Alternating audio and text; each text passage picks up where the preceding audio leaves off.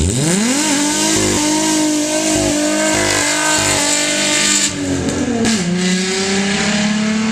is up, guys? Today I'm going to be doing a review on Harbor Freight's 90 amp Flux wire welder. This is probably, I would assume, the most popular welder Harbor Freight sells because of what it's capable of and its price.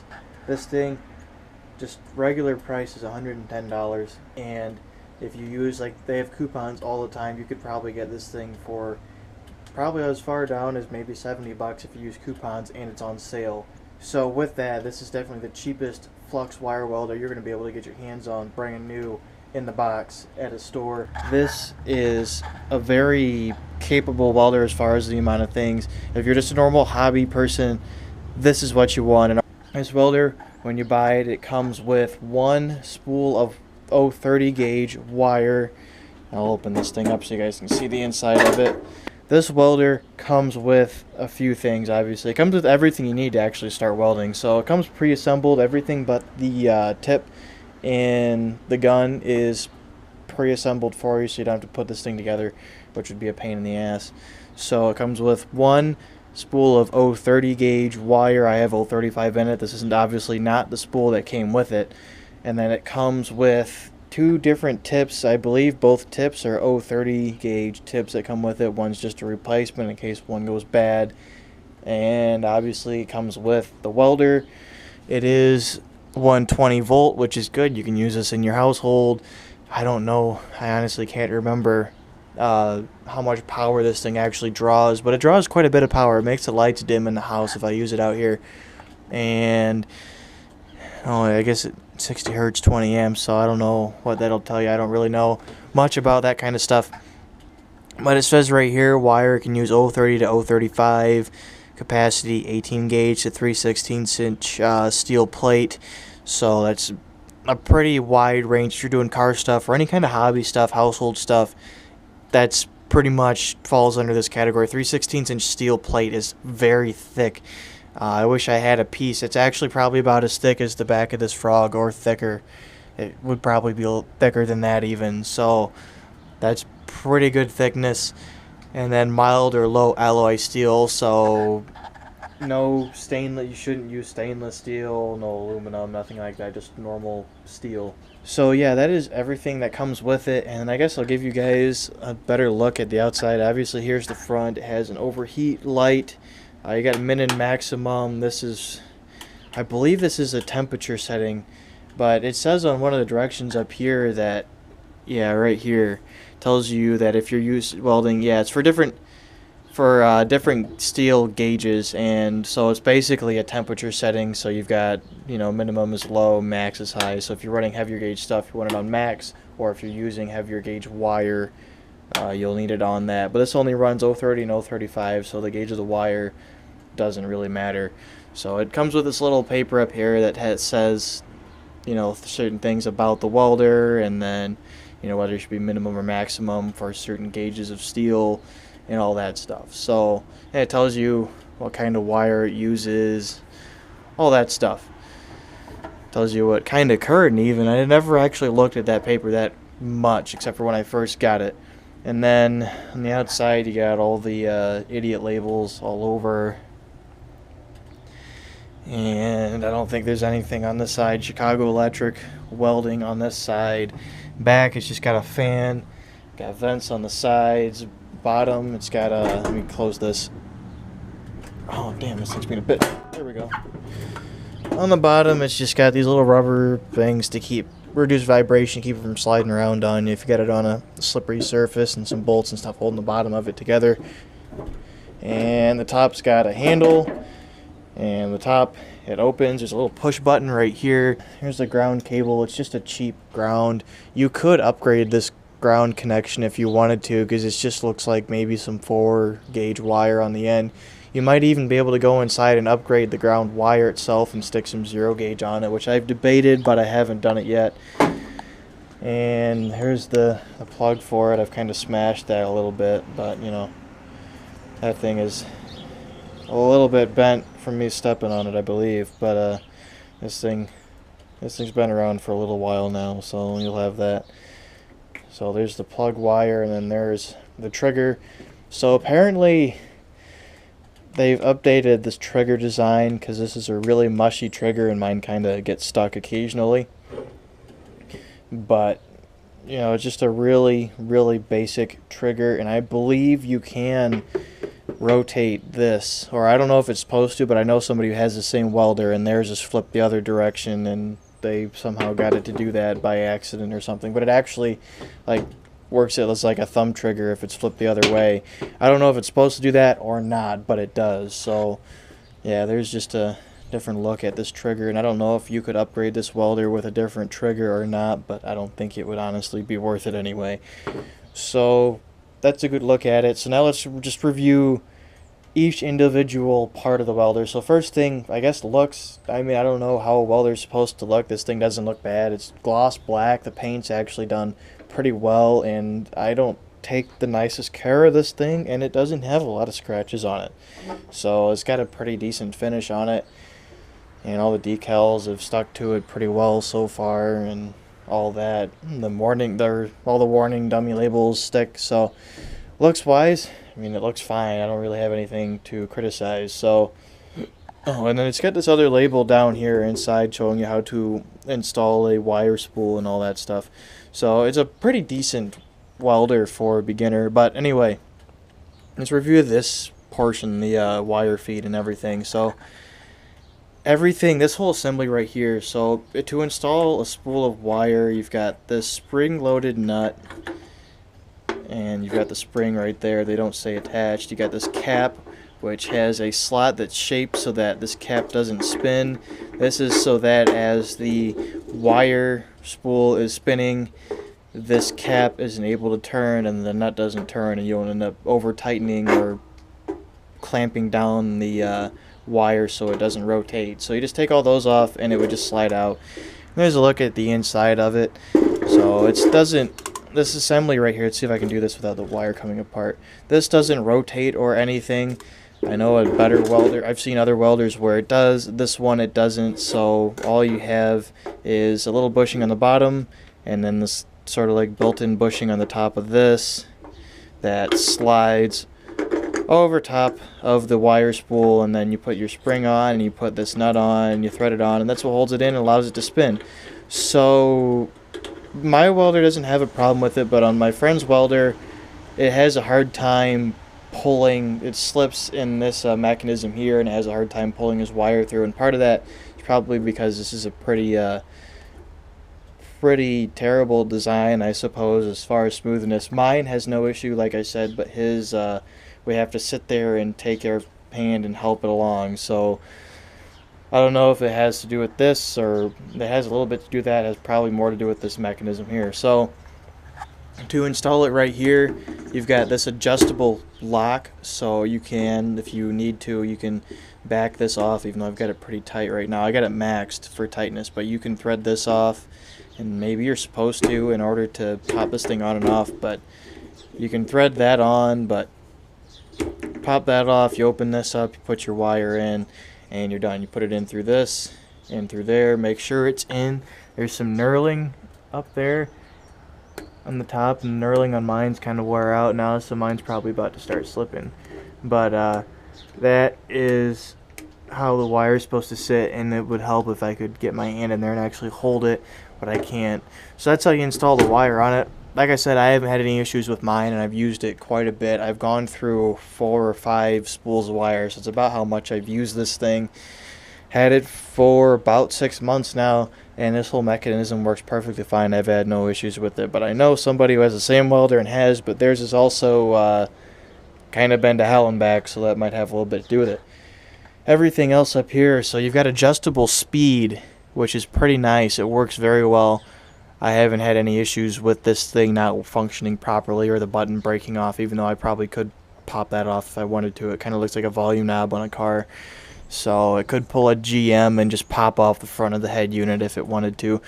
And then on-off switch, minimum maximum switch, not much to it there. So yeah, there's all that. And then these wires, I've like drug this thing across the floor by its power wire and stuff, and these wires haven't yanked out of there, so that's probably a plus. And again, like I've kind of gone over it already a little bit before, trigger's kind of mushy feeling in mine. You can, yeah, it gets, yeah, there it's stuck, which isn't a really big deal yet. If I spray some WD-40 in there or some degreaser, it'll probably clean it out. The tip, to remove it, you just twist this off. It's normal thread, and then this is just like a guard, not so much the tip. That is the tip down there, and you can clean this thing out. And then this guy right here is very dirty right now. It's covered in slag, but that right here is the tip, and it's got a flat face. If I were to clean it off, I could get it out and unthread it. And when you feed wire in, you push it, you put it through here, you take this tip off, and then you hold the trigger and have the machine push the wire out for you. You get the wire to stick out about as far as it is right now, and you slide the tip over the wire. Makes it a lot easier to feed wire in, and then you just put this cover right back onto it. It's very, very simple, very easy, and I just cannot do this one-handed, so I'm just going to leave that taken apart. And I mean, I don't know what this is made out of. It kind of looks like brass or copper. I'm not really sure, but I haven't actually. I don't think you should ever have to replace that. Tips, it came with 2 tips, so these probably wear out. Mine has not, but as you can tell, it's getting pretty close to needing cleaned, and then if it's too bad, I will have to replace it. Like I said, plugs and ground wire. It's a cheap ground clamp, but you could upgrade it if you wanted to. Pretty much any hardware store is going to have the stuff to clean this, so, or to upgrade it to a nice copper one, and you could maybe upgrade the wire as well. This like I said, looks like some 4 gauge. In fact, it might say somewhere 10 millimeter square. I don't know what the hell that means. So yeah, and then the body of the welder.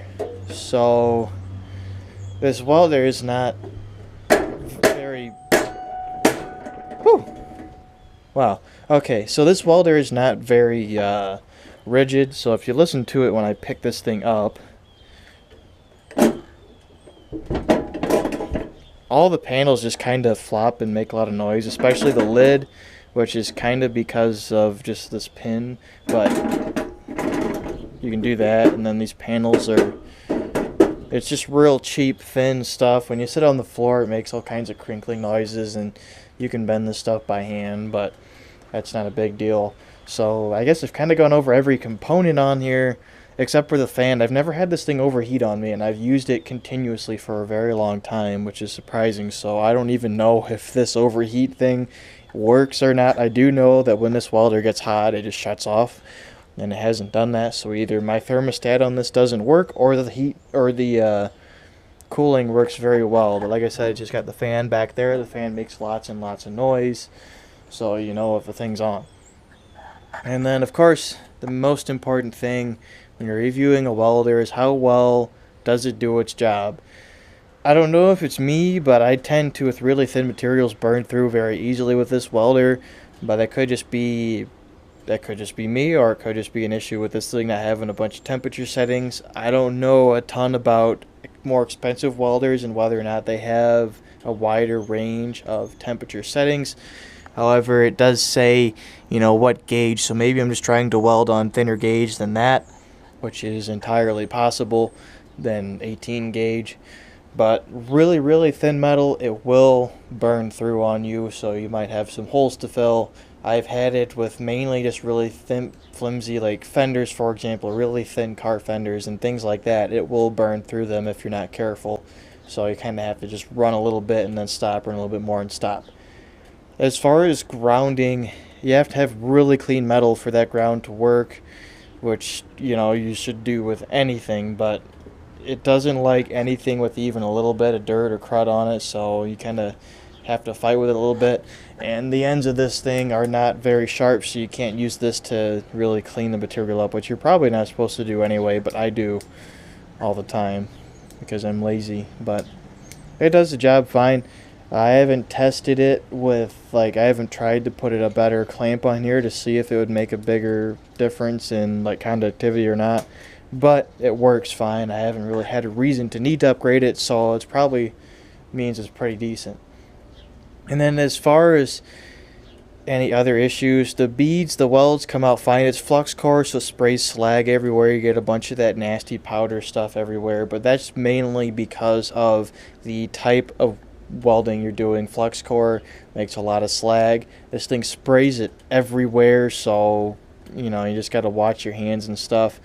I don't know if maybe a nicer, more expensive name brand flux welder wouldn't do it as bad, but this one does it quite a bit. And if you've ever used one of these, you know what I'm talking about. But if you're watching this review, you probably haven't used one, or you're thinking about getting one.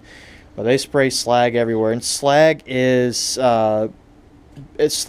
metal balls, little tiny balls that get sprayed everywhere off of it, and they stick to what you're welding, and they fly. And if you're not wearing gloves, they'll get in your gloves. If you're sitting Indian style underneath of a strut tower and you're welding something, you're not wearing high shoes, it will fall into your shoes and get on your ankles and burn the piss out of your ankles. So yeah, slag is probably the biggest issue with this thing, but like I said, a lot of it just has to do with it being flux core. You don't have the gas to help you. The gas is like embedded into the wire or something. I'm not really sure exactly. The other thing I really hate about this welder, and it's probably the most annoying thing, the slag doesn't bother me that much. I don't care. You can clean that up. The worst thing about it is that when you're on the material you want to weld, you open your helmet up, you look, you put the wire on, you close the helmet up, and you go. No matter how clean your ground is and no matter how clean the material you're welding is, this trigger pushes and bounces all over the place. It just does not matter what you do.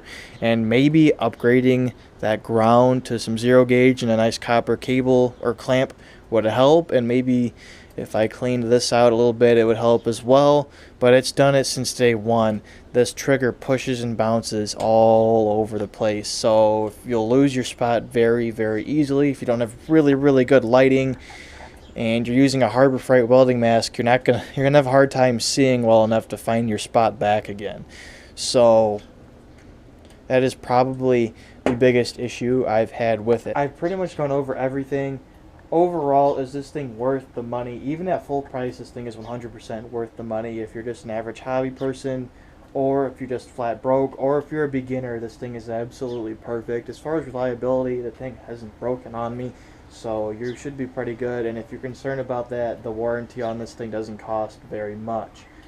And it could be upgraded a little bit with a better ground clamp, and you might be able to upgrade the wire and stuff. So that's all good and well. You can run different wire, maybe different brands of wire would help. I really doubt it, but I'm using Harbor Freight wire in it. Maybe different wire would make it work a little bit better. 100% worth the $110. If you don't have more money to spend on a nicer welder, or if you're just beginning, this is perfect welder for a beginner. You're just trying to get your feet wet and figure out what you're doing, and it's good enough that even once you gain some skill and you start getting good, it will keep up with you up to a point. So you're not going to have to, it's not one of those things where once you get to a certain skill level, this thing's going to mean absolutely nothing to you. Plus, it's very convenient being flux welder that you don't have to refill a gas tank all the time. And it's small, lightweight, so you can take it places with you. It's a very, very good welder, and I've been very impressed with it. And I was being really nitpicky about certain things. The only thing I wasn't being nitpicky about was how hard the trigger pushes and bounces. That is absolutely irritating, but everything else is great. So I hope you guys have found this review helpful, and if you have any questions or anything else, or you want to leave a comment or something, put them below. If you got questions, I will respond to them pretty quickly. And if you have your own personal opinion or experience with this welder, go ahead and leave that below. If you've had any issues or if you have some praise to give it, put them all in the comments below. I want to try and help people that are trying to get started welding and give you an honest review of this, because this thing is very, very popular, but a lot of people it's very controversial. This welder is very, very controversial. A lot of people aren't really sure if they want to spend the money on it. If you're thinking about it and you're not sure if you want to, just go ahead and buy it. If you don't have the money for a better welder, this thing is perfect. And also, if this is the first time you've ever run across our channel, we do all kinds of car stuff. We're looking to start a turbo build very, very soon. We had one going, but it was kind of cut short. That's a long story. You guys can look through the videos and you'll understand exactly what happened there. But we're going to be doing a turbo build on a Fox body Mustang, potentially a turbo build on a GTI VR6 Golf. I'm kind of debating on whether to do that or not. Doing a V8 swap on another Fox body, working on all kinds of cars. We got some really big things coming down the pipes. So if you want to see some really cool car stuff, make sure to hit that subscribe button and check in regularly. And that'll be it for this video, and I will see you guys in the next one.